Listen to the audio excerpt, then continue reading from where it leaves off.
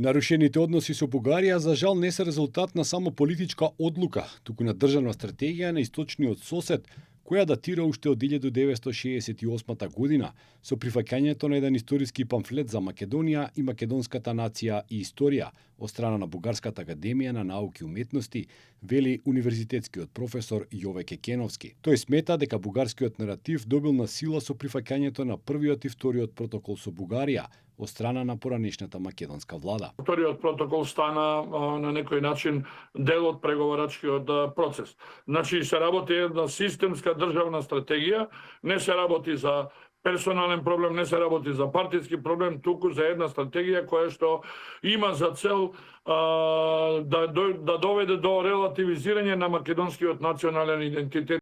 Во вчерашното јавно обраќање, премиерот Христијан Мицкоски посочи дека додека владата е фокусирана на реконструкција и реализација на своите приоритети, одредени политички фигури водени од ниски страсти водат организирана кампања. Ние сме зафатени со други активности во рамките на партиската реконструкција, владината реконструкција и го користат овој слободен простор еден-двајца политички ликови во државава да се обидат да промовираат нешто кој што никој не може да го како да кажам прифати. И ова е еден поширок контекст на обид за влијание тука. Кекеновски жали што бугарската пропаганда наоѓа на плодна почва во делови од опозицијата во Македонија. Јас се надевам дека коалиционите партнери се стабилни како коалиција се стабилни. Сметам дека нема да направат штета, меѓутоа дека се обидуваат да направат, сигурно се обидуваат.